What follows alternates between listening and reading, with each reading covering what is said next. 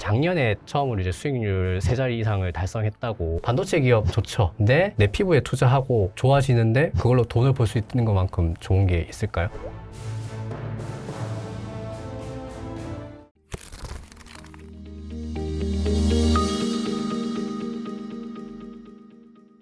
오랜만에 호돌이 우황재 작가님과 함께하는 시간입니다. 안녕하세요. 안녕하세요. 와주셔서 고맙습니다. 반갑습니다, 구독자 여러분. 작년에 진짜 큰 도움 받았습니다.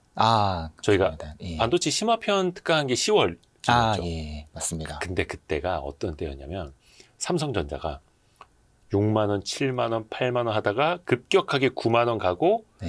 9만 원 막 넘어서던 시점으로 저는 기억을 하거든요. 살짝 10월? 조정이 있을 때였던 예. 것 같기도 하고요. 예. 근데 그때 호돌이님하고 특강한다고 하니까 어떤 분들이 야, 삼성전자 지금 이제 9만 원 넘어서 다 올랐는데 이제 무슨 특강이냐고 그걸 왜 듣느냐고 막 그랬던 거예요. 그런 분들이 계셨어요. 네. 예. 근데 그 지금 이제 14만 원 거의 15만 원까지 가고 있잖아요. 네. 그러니까 저 개인적으로도 좀 반도체를 그때 일찍은 못 샀는데 네. 그 이후에 사서 좀 도움을 받았습니다. 아이고, 감사합니다. 예. 감사합니다. 축하드립니다. 그래서 그때 네. 그게 반도체 심화편은 지금 네. 들어도 뭐 시의성이라든지 내용은 네. 큰 차이가 없을까요? 예. 지금 들어도 큰 차이가 있는 것은 아니고요. 또 한 가지는 제가 진행하는 강의는 그때그때 그 시점마다 뭐 종목 추천 이런 걸 하는 게 아니라 언제든지 다음 사이클에서도 또 다음 사이클에서도 추가적으로 공부할 수 있는 그런 내용들 중심으로 항상 꾸리기 때문에 사실 뭐 수강 이 시기에 제한은 없다고 생각은 들고요. 다만 이제 추가적으로 좀 보완이 필요하거나 아니면 내용 중에 업데이트가 필요한 기업들, 이러한 기업들은 제가 이제 블로그나 텔레그램 채널에서 계속 업데이트 해주시니까. 예, 최대한 업데이트를 하고 있으니까요. 다만 제가 최근 한 달 정도는 좀 여행 때문에 잘하지 못했는데 또 이제부터 다시 시작을 합니다. 그래서 이제 블로그 오셔서 참고를 함께 하시면 충분히 좋습니다. 수강하는데 문제 없으십니다. 그래서 그 반도체 심화편은 지금도 보실 수 있으니까요. 저희가 그 네. 고정 댓글에 URL 달아드릴게요. 댓글 확인하시면 좋겠네요. 그래서 네. 26년에도 저희가 한 4월, 7월, 11월 이렇게 해서 또 이제 반도체, AI 데이터셋도 이렇게 또 준비하고 있다는 건 살짝 예고만 해드리겠습니다. 네. 요즘에 반도체주 엄청 강세잖아요. 네. 어떻게 막 체감을 하세요? 실감을 하세요? 정말 체감이 뭐 여러 군데에서 되고 있긴 한데 예. 사실 뭐 저도 뭐 제 종목에 집중적으로 투자하는 투자자이기 때문에 뭐 수치적으로 막 자세하게 아는 것까지는 아니겠습니다만 무엇보다 많은 구독자분들 또 강의 수강자분들께서 저한테 문의 메일을 많이 보내주시지 않습니까? 그럼 보내주시는 내용이 보통 이제 제가 반도체 주식을 막 사기 시작할 때 한창 분할 매수를 할 때에는 호돌이님 지금 반도체 주식 너무 안 좋은데 괜찮나요? 계속해서 하락하고 있는데 들고 가도 되나요? 또 제가 뭐 블로그에 뭐 이 종목 지금 매수하고 있다 이런 내용을 쓰면 호돌이님 따라 샀는데 계속 오른다. 하락하고 있어요. 이런 문의 메일이 가장 많습니다. 그런데 이제 요즘에는 분위기가 또 확 바뀌어서 지금도 사도 되나요? 언제 팔까요? 이러한 문의 메일이 많이 오거든요. 그래서 그 좀 주제가 많이 달라진다라는 걸 많이 느끼고요. 또 한 가지는 기관을 운영하고 계신 지인분들조차도 포모를 느끼실 정도로 좀 이거 반도체 정말 가파르어서 좀 외롭다라고 말씀하시는 분들이 늘어나기도 했습니다만 요거 이제 지극히 제 주변에서의 경험이라고 좀 말씀을 드리겠고요. 오히려 저는 좀 한번 와이스트리께 여쭤보고 싶었어요. 뭐 반도체 영상 같은 게 업로드가 되면 뭐 조회수가 달라진다든지 뭐 좋아요 개수가 달라진다든지 변화가 있었는지. 근데 이게 서서히 이렇게 오르면은 서서히 관심이 늘어나는 것 같아요. 근데 최근에 이제 시장 특성이 그렇잖아요. 오를 때 가파르게 오르고 하다 보니까 사람들이 놓쳤다라고 생각하는 사람들이 꽤 많은 거예요. 근데 사실 이게 그 고점이 어디까지 올지는 모르는 거잖아요. 네, 맞습니다. 삼성전자 뭐 9만 원, 10만 원대 판 사람들이 많았지만 뭐 14만 원 이상 간 것처럼. 그래서 이거는 계속 우리가 진행형으로 봐야겠구나. 그래서 또 이제 업데이트를 해야 하는 이유가 그런 거 아닐까 생각도 하고. 그렇구나. 근데 근데 진짜 시장이 너무 막 빠르게 움직이다 보니까 포모 현상이 많이 나타나는 거예요. 언제는 반도체가 없어서, 언제는 자동차가 없어, 언제는 로봇이 없어서. 반도체 쪽에서의 포모는 좀 어떨까요, 사람들이? 이게 포모가 저희가 좀 우습게 볼 만한 사항은 아닌 게 포모는 사실 이 포모에서 끝나는 게 아니라 스트레스 그 자체가 됩니다. 즉 포모를 느낀다는 건 엄청난 스트레스를 받고 있다는 것과도 같거든요. 근데 이 스트레스의 정도가 굉장히 크다라고 합니다. 어느 정도인가 하면 혹시 직장 상사분이랑 이렇게 싸움이 나서 심하게 다투거나 뭐 이런 경험이 있을 수 있지 않습니까? 그럼 그날 하루 내내 기분 안 좋고 일주일 내내 막 상사 보기 싫고 회사 가기 싫고 그 스트레스보다 이 포모에 의한 스트레스가 훨씬 크다라고 하고요. 그래요? 심리학 논문에 나온 이야기고요. 또 내 월급이 갑자기 깎입니다. 그러면 상대적으로. 예. 갑자기 내 월급이 회사에서 내 월급을 깎아버렸어요. 그럼 그날 느끼는 기분이 있을 거 아니겠습니까? 예, 예. 그 기분보다 오히려 이 주식시장에서의 포모가 더 크다는 그러한 논문도 있습니다. 정말 재밌는 점은 이 포모를 느낄 때 우리 이 뇌에서 일어나는 이 신호랑 네. 그리고 이 우리 몸이 신체적인 고통을 받을 때 이 신호가 같은 영역에서 이루어진다고 하고요. 그리고 또 한 가지 정말 재밌는 점은 레버리지를 쓰시는 분들 예. 그런데 안 올랐다? 그런 포모가 훨씬 더 크게 느껴진다고 합니다. 그래서 여기서도 또 레버리지를 함부로 쓰면 안 되는구나라는 걸 느끼는 것 같습니다. 야, 이게 그냥 우리가 포모 얘기는 합니다만 네. 실질적으로 그만큼 또 세다라는 거. 맞습니다. 그런데 이제 중요한 건 그래 이번에는 포모를 느꼈다고 하지만 예. 다음에는 어떻게 하면 내가 좀 이제 포모를 최대한 덜 느낄 수 있을까? 그게 중요한 포인트가 되겠죠. 그렇죠. 그래서 이 주식시장이 특히 최근에 코스피 지수 많이 올랐지 않습니까? 예. 그런데 과거에도 항상 코스피 지수가 급격하게 오르는 그 시기에 국간에서 보면 절대로 모든 종목이 다 함께 오르지 않고요. 소수 섹터가 집중적으로 시장을 끌어올립니다. 맞아요. 그래서 대략 한 종목 수 기준으로 한 15% 정도의 종목들, 전체 섹터 수 기준으로 한 10% 정도의 섹터들이 집중적으로 높은 수익을 나타내고요. 그리고 이제 절반가량의 기업들 섹터들은 평균적인 수익률을 기록하고요. 그에 반해서 전체 시장에서 한 3분의 1 정도 되는 기업들은 시장 평균보다 현저히 낮거나 오히려 마이너스 손실을 기록합니다. 그러면 우리가 어떻게 이러한 포모를 좀 최대한 피해갈 수 있을까? 그러면 시장을 끌어올리는 주도 섹터에 투자하면 되죠 라고 이야기하는 것은 사실 굉장히 무책임한 발언이라고 생각합니다. 왜 그런가 하면 제가 개인적으로 우리나라 기업들을 분석할 때 대략 한 80개 정도의 sek터로 분류를 해서 분석을 시작하는데요. 그중에 한 4, 5개 정도의 섹터만 큰 수익률을 기록한다는 거죠. 그런데 그러한 섹터를 고르려면 80개 중에 한 4, 5개, 한 20분의 1 확률, 5% 정도의 확률 을 맞춰서 내가 섹터를 골라야 한다는 건데 제가 수많은 투자 모델을 만들고 온갖 분석을 다 해도 그러한 섹터만 골라서 투자하는 방법은 절대 존재하지 않습니다. 그렇죠. 네. 그래서 어떻게 하면 조금이나마 이 섹터를 고를 확률을 높일 수 있을까? 그 확률이 대단히 높진 않더라도 어떻게 하면 좀 유의미하게 높일 수 있을까? 고민을 정말 많이 했던 것 같은데요. 한 15년 전부터 여러 가지 투자 모델을 만드는 과정에서 많이 느끼길 뭔가 무슨 지표, 공식 이런 게 의미가 있는 게 아니라 일단 저희가 최대한 많은 기업들을 매 분기마다 실적 발표 시즌이라든지 최대한 많은 기업들을 살펴보다 보면 자연스럽게 느끼는 부분들이 있습니다. 예를 들어서 실적을 볼 때 기업들의 실적이 오르기도 하고 떨어지기도 하죠. 또 어떤 기업들은 실적이 점점 가팔라지기 시작하기도 하고 하락이 둔화되기도 합니다. 이러한 내용들을 집중적으로 관찰하다 보면 유달리 이번 분기에는 유달리 특정 섹터가 많이 보인다. 실적이 증가하기 시작하는 기업들이 유달리 많이 보인다. 이러한 내용들을 자연스럽게 알 수 있습니다. 기업들을 많이 보는 방법도 하나의 방법이 되겠고요. 또 한 가지 제가 좀 평소에 강조드리는 사항은 최소한 주도 섹터가 있고 비주도 섹터, 즉 시장에서 수익률이 굉장히 안 좋은 또는 마이너스가 나는 그러한 섹터가 있다면 최소한 비주도 섹터만큼은 피하자. 주도 섹터가 있고 비주도 섹터가 있고요. 또 중립 섹터가 있습니다. 그러니까 최소한 주도는 못 잡아도 중립이라도는 가야 한다. 그래서 제가 개인적으로 좀 중시하는 것은 내가 기업에 투자할 때 특히 제가 이 와이스트리 채널을 많이 좋아하는 이유가 무엇인가 하면 가치 투자를 지향하시는 투자자분들께서 많이 시청하시지 않습니까? 그래서 저랑 이제 투자의 결이 비슷하다라고 느끼는 구독자분들이 정말 많으신데요. 그럼에도 좀 단언코 말씀드리고 싶은 사항은 오히려 가치 투자를 하시는 분들께서 이러한 시장 급등기에 비주도 섹터를 집중적으로 매수하시는 경향이 좀 강하게 나타날 때가 있습니다. 소외주를 좋아하는 경향이 있죠. 맞습니다. 그런데 소외주 중에서도 좀 오를 만한 소외주여야 하는데 그저 밸류만 보고 또는 재무제표만 보고 매수하게 되면 좀 문제가 생긴다. 그래서 제가 좀 생각하는 부분 중에 중요한 것 중 하나가 앞으로 1, 2년 이내에 가시적으로 개선될 특히 이 가시적으로 개선이라는 게 단순히 재무제표, 밸류에이션만 이야기하는 것이 아니라 영업 환경이나 실적이 좀 가시적으로 개선될 여지가 안 보이는 섹터라면 그 섹터는 일단 후순위로 미룬다. 내가 여러 개 기업들을 분석할 때 후순위로 미룬다.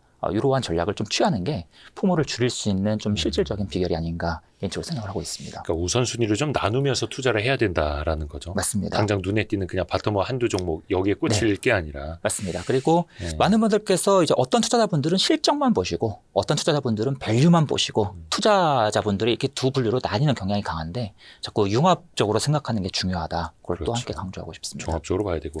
사실 호도리님이 반도체 관련주만 투자하시는 게 아니라 진짜 하이브리드로 또 여러 가지를 또 이제 실전 투자하시는 분이니까.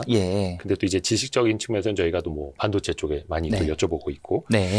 디램 가격이 작년 가을부터 엄청나게 올랐잖아요. 맞습니다. 거의 그래프 보면 이렇게 서 있고. 네. 지금도 그 강세가 이어진다라고 볼 수 있나요? 네. 지금도 강세가 이어지고 있는데요. 아마 뭐 디램이 몇 프로 올랐다, 몇 배 올랐다라고 말씀드리면 체감이 잘 안 되실 겁니다. 네. 예, 표를 보여드리는 게 예. 직관적으로 이게 이제 저희 회사에서 꾸준히 수집해서 업데이트하는 그래프인데요. 지금 보시면 이게 이제 DDR4 디램인데 예. 과거의 메모리 사이클이 아예 안 보입니다. 그 정도로. 예. 분명히 그래프 이렇게 됐어야 되는데 네네. 지금 여기 너무 이제 올라서 과거 사이클이 안 보이는 정도고요. 최근에 메모리 반도체 상승률이 막 100%씩. 저건 상승률이에요. 예, 맞습니다. 그래서 전월비 상승률이 막 2배씩 뛰어오르는 게 지금 여러 차례 반복해서 나타나고 있는 상황이라고 좀 보실 수 있겠고요. 또 DDR4뿐만 아니라 뭐 DDR5도 마찬가지 모습을 보이고 있다라고 좀 보실 수 있겠습니다. 그래서 이렇게 그래프로 좀 보여드리는 게 가장 직관적인 것 같아서 보통 과거에는 메모리 반도체 가격이 올랐다 내렸다 모습을 그쵸. 보일 때 한 3분의 1 정도 떨어지고 또한 뭐 두세 배 정도 오르고를 반복했는데 과거에는 메모리 반도체 가격이 오르고 내리는 과정에서 고점 대비 한 3분의 1 토막 났다가 뭐 한 두세 배 정도 올랐다가를 반복하곤 했는데 이번에는 갑자기 막 10배씩 튀어 올랐는데 더 중요한 게 무엇인가 하면 이 그래프에서 아직 기울기가 꺾이지 않았다는 겁니다. 그렇죠. 예.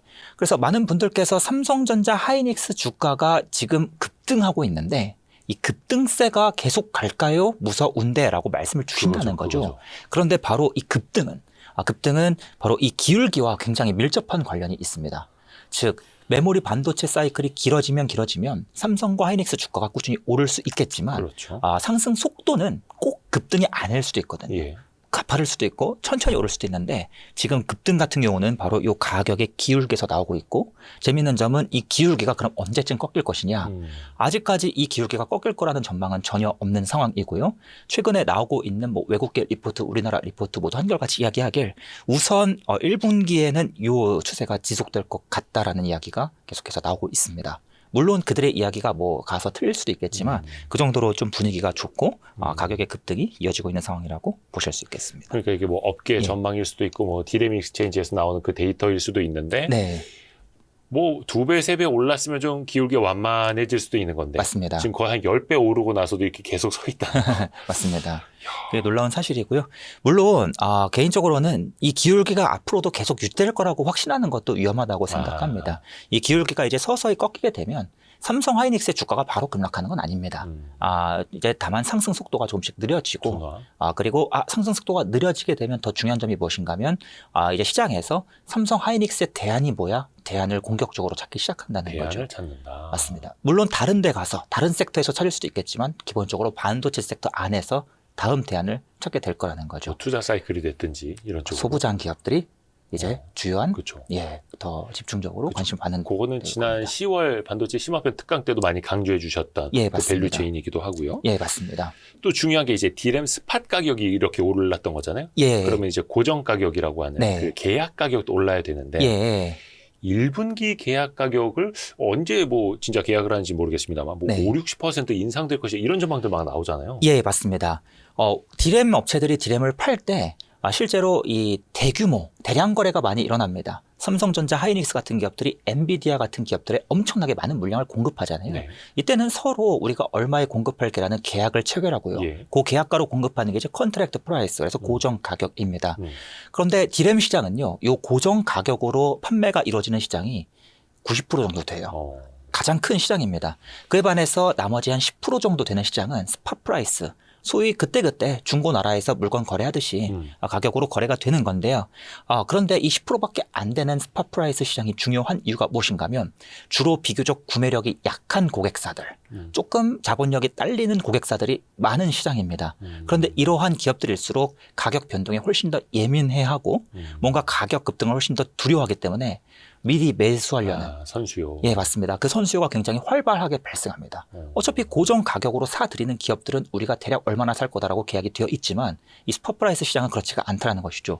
그래서 이 스팟 프라이스 시장은 규모가 작지만 기업들이, 고객사들이 굉장히 안달이 쉽게 나기 때문에 이쪽에서 가격의 상승이 훨씬 더 빠르게 일어나고요. 이게 이제 여러분들께서 흔히 보시는 디램 익스체인지에서 보시는 가격이라고 볼 수가 있겠고, 그게 이제 지금 보여드린 그래프라고 말씀드릴 수 있겠습니다.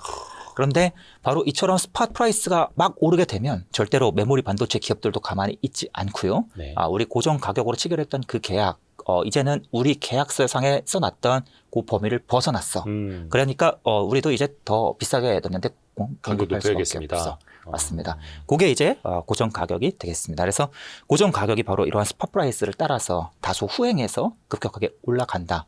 그럼 결국에 일단 이 고정 가격도 스팟 프라이스를 따라가는 그러한 영역이기 때문에 지금 방금 전에 보여드렸던 그래프가 좀 중요하다라고 보실 수 있겠습니다. 그러니까 지금 DRAM 가격 공급하는 뭐 삼성이나 하이닉스, 마이크론이 원래는 을이잖아요. 예. 지금 슈퍼을 슈퍼을이 정도 떼서 나가서 이제는 거의 갑인 것 같습니다. 예. 갑을 유지가 바뀔 정도로. 다만 이제 갑이라고 함부로 표현하기 어려운 이유는 개인적으로 TSMC는 완벽한 갑이라고 생각해요. 그런데 메모리 반도체 3사는 일단 3사 경쟁 체제가 있긴 있기 때문에 슈퍼을이 좀 더 표현이 적합한 것 같긴 합니다. 아니 근데 어떻게 저렇게까지 용수숨 치듯이 DRAM 가격이 오를 수가 있는가? 이거는 사실 저도 처음 본 현상이고. 예, 맞습니다. 거의 살아있는 투자자들은 처음 보는 거 아닙니까? DRAM이라는 게 생기고 나서부터? 맞습니다. 이 DRAM을 분석하셨던 분들, 뭐 현업에 계셨던 분들, 뭐 삼성 사장님 분들도 다 처음 보시는 그래프가 아닐까 생각하는데요. 근데 제가 알기로는 HBM 쪽으로 많이 이제 증설을 하고 HBM도 뭐 8장, 12장, 16장 이제 DRAM을 쌓는 거잖아요. 예, 맞습니다. 그러다 보니까 DRAM을 증설할 여력이 없었고 하다 보니까 여기서 약간만 쇼티지가 나도 계속해서 가격이 급등했다라는 논리인데 여기까지 맞습니까? 또 다른 이유도 있나요? 조금 더 정확하게 말씀을 드리자면요. 반도체 기업들이 이제 레거시 DRAM을 만드는 공장이 있었는데 이 공장을 일부 전환시켜 가면서 HBM을 만들기 시작했습니다. 워낙 그쪽 수요도 많고 마진도 좋으니까. 맞습니다. 어차피 DDR5 같은 DRAM, DDR4 같은 DRAM보다 지금 중요한 게 HBM이니까 다 HBM 라인으로 전환해. 여기서 문제가 발생하는 게 기존에 뭐 DDR4 DRAM을 만들던 라인 한 개가 HBM 라인 한 개로 바뀌는 게 아닙니다. 라인이 대략 한 1.7개, 1.5개에서 1.7개 정도가 HBM 라인 한 개로 바뀌게 되고요. 더 나아가서 물리적인 공간이라든지 생산량으로 따졌을 때 그런 맞습니다. 거예요? 왜냐하면 조금 복잡한 이야기긴 한데요. HBM에 들어가는 이 DRAM 칩은 전 공정도 후 공정도 가장 최신 공정을 계속해서 써야 합니다. 그래서 구형 DRAM을 만들던 장비만으로는 안 돼요. HBM에 들어가는 이 다이 칩을 만들 수가 없고요. 또 무엇보다 DDR4 칩도 그 안에서 또 종류가 나뉩니다. 뭐 몇 나노 공정, 몇 나노 공정으로 만든 칩들 종류가 나뉘는데 특히 이제 가장 구형 라인부터 HBM 라인으로 전환하기 시작해요. 그럼 이제 다 구형 장비고 구형 라인이다 보니까 공정 수도 적을 때 또 장비도 많이 구형일 때 썼던 라인이라는 겁니다. 그 라인을 HBM 라인으로 전환하게 되면 기본적으로 DRAM 칩을 만들기 위한 공정 수가 크게 증가하고요. 또 장비도 더 많이 필요하기 때문에 이 과정에서 공간도 많이 소비하게 되고 실질적인 생산량이 많이 줄어들게 됩니다. 나아가서 또 HBM 안에서도 HBM3냐 3E냐 4냐에 따라서도 또 공정수가 더 많이 필요해요. 그래서 이제 HBM4 같은 경우에는 구형 라인 1.7개가 아니라 2개 이상의 라인을 하나의 라인으로 전환할 수 있는 수준까지 이르게 됩니다. 사실상 기존 레거시 DRAM, 그중에서도 뭐 DDR4 같은 옛날 것들도 저렴한 거였는데 거기에서는 인위적인 것도 아니고 자연적인 감산 효과가 훨씬 커지는 거네요. 맞습니다. 바로 자연 감산이라고 볼 수가 있죠. 그러니까 예전에도 업황 안 좋을 때 삼성이 DRAM 감산한다 하면 이제 가격이 막 방어되고 올랐던 것처럼 지금 이쪽은 계속 감산이 되고 있는 거예요. 항상 원래 삼성전자는 자연 감산을 하긴 했었고요. 과거부터 자연 감산을 하긴 했었습니다만 기존의 DRAM 라인 한 개를 뭐 낸드 라인 한 개 아니면 뭐 CIS 비메모리 라인 한 개로 전환하는 수준이었다면 지금은 라인 2개를 없애야 새로운 라인 하나가 그것도 고부가가치 라인 하나가 나오는 상황이기 때문에 감산 속도가 훨씬 가파랐고 거기에 더해서 여러분 2023년에서 4년 넘어갈 때 일시적으로 반도체 AI 반도체 뭐 의문 뭔가 좀 이게 성장이 지속될 것인가 이슈가 불면서 반도체 섹터 주가가 크게 조정을 받고 또 반도체 기업들이 설비 투자를 잠시 꺼내려 하다가 다시 쏙 들어가는 이슈가 있었습니다.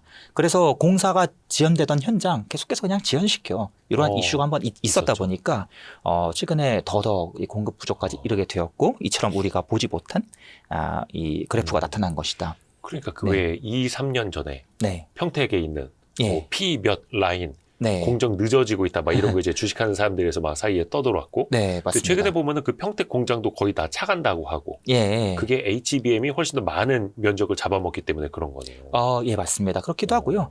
기본적으로 평택 4 공장에서 유휴 공간으로 남겨두었던 공장을 지금 삼성이 매우 빠른 속도로 채우고 있고요. 나가서 이제 4까지 모두 차면 공간이 부족하니까 P4 다 차고. P5까지 P5까지 공사 재개 빨리 하자 이야기가 계속해서 나왔던 겁니다.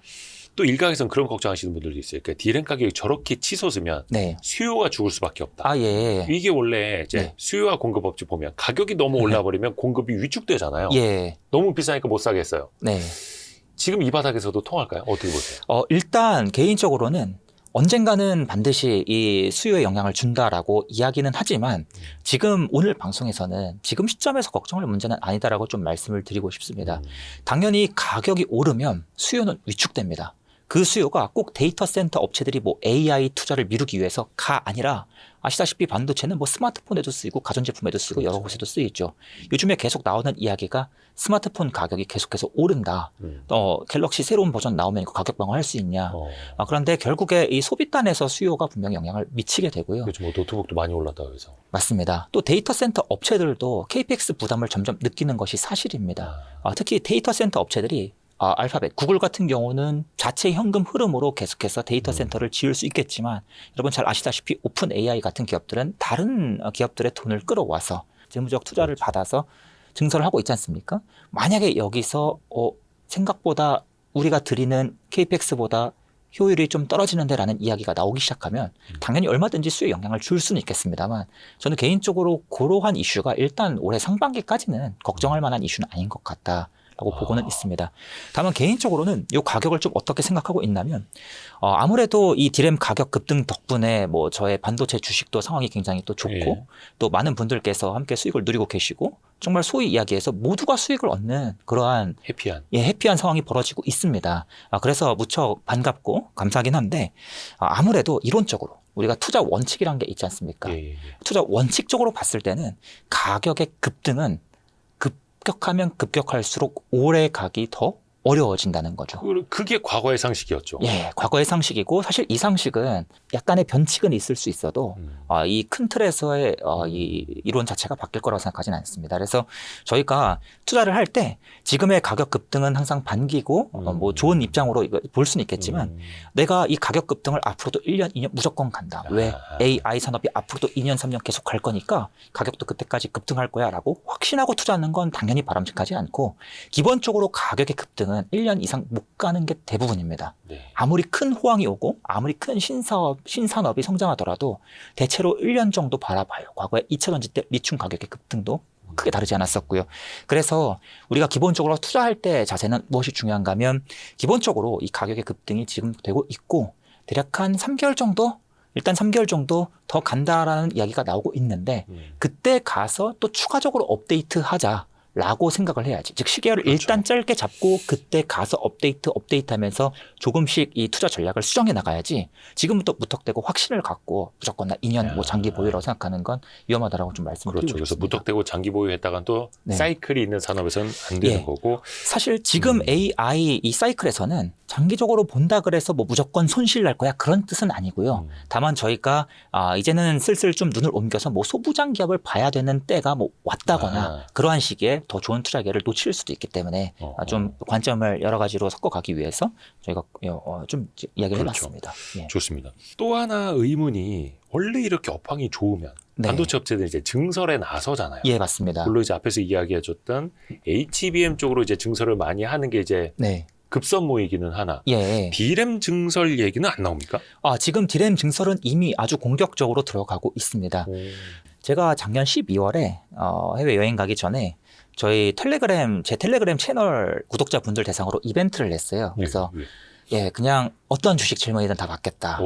200분이 넘는 분들께서 메일을 주셔서 그 노가다 아닙니까? 한 달째 답변을 드리고 있는데 그러니까 재작년에는 시장이 매우 안 좋았어서 12월에 우리나라 주식시장이 무너지고 있어서 많은 분들께서 힘들어 하셔서 막 문의 메일을 주셨는데 제가 그때 막 답장을 드렸던 그 뿌듯함 또 감사 메일을 받을 때 언제 12월이요? 2024년 24년 12월. 그 경험을 좀 다시 되살리고 싶어서 이벤트를 했는데 무려 한 4배 정도 많은 문의 메일을 보내주시더라고요. 근데 정말 의외로 좀 많이 받았던 문의 중 한 가지가 제가 분명히 그동안 텔레그램 채널에서 이제 반도체 사이클은 P 사이클이 아니라 Q 사이클로 봐야 된다고 이야기를 작년 계속해서 말씀을 드렸는데 여전히 많은 분들께서 의문을 가지고 계시고 아직은 P 사이클이 아니냐 이 Q 사이클로 가는 게 맞냐 그러니까 이러한 이익이 분들이 아니라 예. 매출량으로 가는 사이클이다.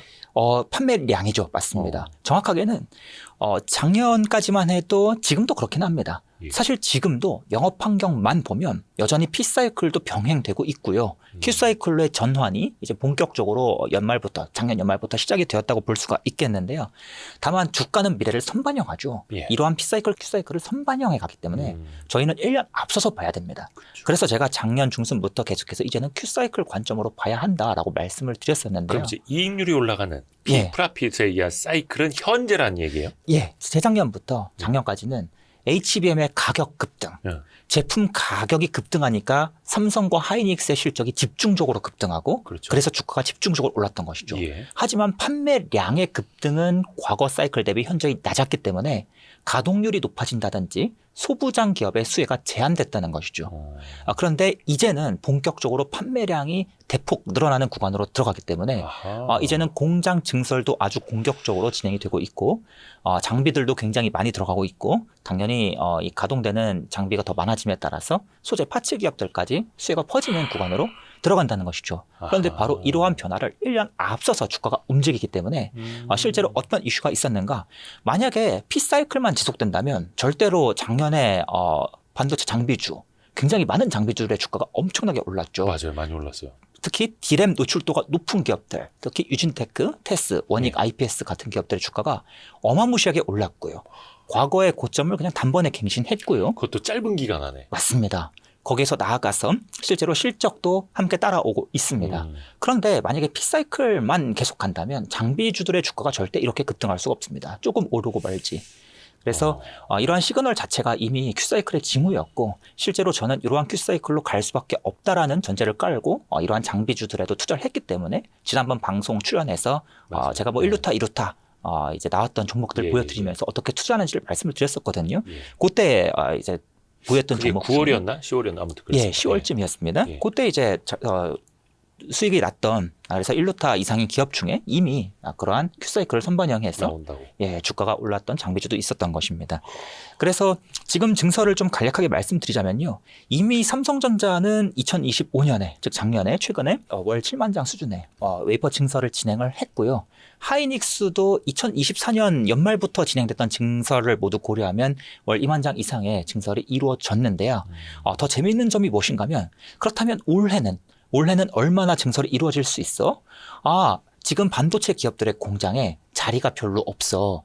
그래서 증설을 요만큼밖에 못할 거야 라고 이야기가 됐었거든요. 네. 작년까지만 해도. 그런데 작년 한 11월, 12월부터 이야기가 완전히 바뀌어버린 것이 아니야. 공간 더 확보할 수 있어. 장비 다 재배치하고 구형 장비 다 신형 장비로 바꾸고 꾸역꾸역 넣으면 어떤 규모로 증설할 수 있어? 지난 메모리 사이클 역사상 가장 큰 규모의 증설이 이제 올해 본격화될 것이다. 그래서 삼성전자가 올해 대략 한 월 7만 장에서 8만 장 정도의 증설을 할 것이라는 예측이 작년 초반까지만 해도 지배적이었는데 연말 들어서 급격하게 이 예상치가 높아지더니 월 10만 장, 그러다가 일부 리포트에서는 월 15만 장 증설을 예상하는 그런 리포트까지 나왔습니다.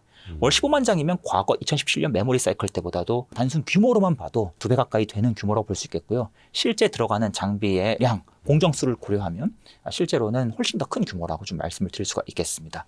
또 하이닉스 같은 경우에도 남은 유휴 공간 지금 한 90K 정도 되는 공간 일부 장비가 들어갔는데 그거 올해 그냥 최대한 다 꾸겨 넣겠다라는 뉘앙스로 이야기가 계속해서 지금 변하고 있어요. 그래서 삼성 같은 경우에는 이미 작년에 한 차례 7만 장 증설을 했기 때문에 장비가 지금 대량 입고가 되고 있고 거기서 이제 또 추가적인 증설을 하겠다라는 것입니다. 그래서 그에 앞서서 장비주들의 주가가 쭉 올랐던 것인데요. 하이닉스는 어떡하지? 우리도 이제 증설해야겠다라는 이야기가 다소 늦게 나왔고 하이닉스 관련 이 장비사들의 주가가 조금 더 후행해서 움직였고 조금 더 아직은 업사이드를 보시는 분들이 좀 계신 상황이다. 그렇게 말씀드릴 수 있겠습니다. 그래서 증설은 하고 있고 어떻게 보면 이제 직원 더 뽑아야 되는데 사무실 공간 부족하면 옆에 이제 어깨라도 부딪히고 이렇게 맞닿아서 앉아라 막 거의 이런 것 같은데 근데 또 보도 보면 웨이퍼 생산량이 늘기는 늘지만 네. 수요의 절반밖에 못 따라가고 있다 이런 얘기가 있더라고요. 혹시 기사의 내용 좀 더 구체적으로 한번 말씀해 주실 수? 그러니까 그거였어요. 26년에 삼성전자 같은 경우에는 네. D램 생산량 5% 확대를 하는데 증설을 해도 네. 풀 가동을 해도 수요를 맞출 수가 없다. 그러니까 수요가 그럼 더 늘어났다는 거예요. 수요는 매우 가팔하게 늘고 있다는 점은 뭐 잘 아실 테니까요. 네. 지금 요 기사에서 이야기한 5%는 삼성전자의 전체 D램 캐파 대비의 5%고요. 실질적으로 요 중요한 건 HBM이지 않습니까? HBM 캐파는 5%가 아니라 50% 늘고 있습니다. 그래서 여전히 그럼에도 불구하고 수요가 그만큼 늘고 있기 때문에 공급이 충분히 수요를 해소할 수 있다라는 게 지금까지 예측이고요. 다만 이제 3년 전 기준으로는 아무리 HBM 증설을 많이 해도 여전히 공급이 현저히 부족하다. 수요 대비 20% 이상 부족하다는 게 그 일반적인 분석 자료의 내용이었는데 그래도 최근에는 공급이 수요를 꽤 따라잡긴 해서 여전히 공급 부족입니다. 하지만 그 갭은 수요 대비 갭은 한 3에서 5% 정도로 줄어들 것이다라고 지금 예측이 되고 있고 그 방향으로 좀 가는 것 같습니다. 그럼에도 불구하고 여전히 공급이 부족한 상황이기 때문에 가격 주도권을 메모리 기업들이 쥐고 있는 상황입니다. 물량은 늘어납니다만은 없어서 못 파는 반도체 이런 표현도 그럼 맞을 수가 있는 거예요? 네, 지금 없어도 못 파는 상황이 충분히 맞고요. 그러니까 수요가 또 많으니까. 네, 수요가 더 많고 중요한 건 반도체 기업들한테 지금 수요가 중요한 게 아니라 내년과 내후년의 수요가 중요합니다. 왜냐하면 우리가 공장 건설하고 장비 반입하는데 2년 이상의 시간이 걸리는데 그거 이제 대응하는 게 중요하기 때문에요. 다행스럽게 이제 삼성이랑 하이닉스는 각각 평택과 용인에서 유휴부지를 확보해서 공장 건설을 해서 장비 반입이 이제 2017년, 28년 요때 기준입니다. 그거 준비를 착실히 해 나가고 있습니다만 마이크론 같은 경우에는 지금 공간이 많이 부족해요. 그래서 이제 엊그저께 갑작스럽게 기사가 나왔죠. 대만에 있는 팹을 통째로 사버렸다. 그것도 비메모리 반도체 팹을 통째로 사서 거기 있는 장비 싹 다 빼고 클린룸은 갖춰져 있으니까 또 건물도 갖춰져 있으니까 장비만 넣으면 된다.